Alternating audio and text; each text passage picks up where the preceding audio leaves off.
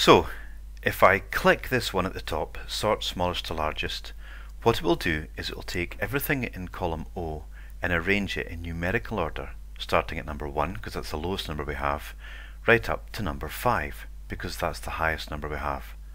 Let's click that and see what happens. So I've clicked it and there you go.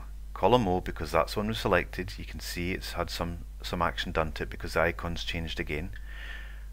There's all the ones, then you've got all the 2s, then you get all the 3s. So they're all now in numerical order. We've sorted it from the smallest number to the highest number. But what you might have noticed is that also we've lost our heading. And that's because what it's done is it's also sorted that and it's put that down at the end here, which isn't the most helpful thing in the world. Again though, for the purposes of what we're doing, this isn't really a particularly useful thing to be able to do. However, it is something you need to know how to do because in the final assessment you may be asked to demonstrate that you can sort data into order. It might be from the smallest to the largest, or it could be the largest to the smallest. Okay, so I've now organised that one from the largest to the smallest. Okay, so now it starts, it's put the friendliness back at the top, and there's all the 5s, and then there's all the 4s. So we're just changing things around a bit.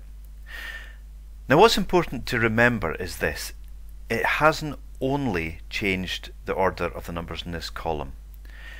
It knows that this 5, for example, is part of a data set that is all within this row here. Okay, this one row represents the responses of one respondent.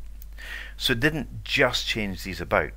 What it done was it made sure that any related information that was in this row has also been changed about.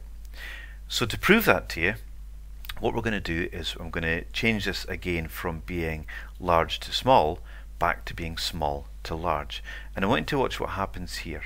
Okay, just watch what happens here, because to prove my point, these will change. These will also shift about. So we're currently largest to smallest. I'm going to go smallest to largest, and you can see how these have changed to reflect that change. And it shows that it's moving the entire row. It's not just moving that one column. It's moving the entire, all the rows up and down to fit. So that is how we go about sorting data. Now remember, all these changes we're making will not make any difference to these formulas down here, because these formulas are doing specific things with the data in the columns above. Okay, so none of this information here will have changed. Okay, so that's sorting data. Make sure you're clear on how that works. You can do that to any column at all. We've chosen to play with column O, but you can basically do it on any column here. You could even do it to column Z here. Okay, if we sort this A to Z, it will put them all in alphabetical order. Okay, so this is all in alphabetical order. Yeah, you can see that there. Okay, so you're going to pause the video again in a second or two, and you're going to have a go at sorting things using that wee technique. Drop down the arrow at the top and then choose whether you want that column to be sorted smallest to largest or largest to smallest.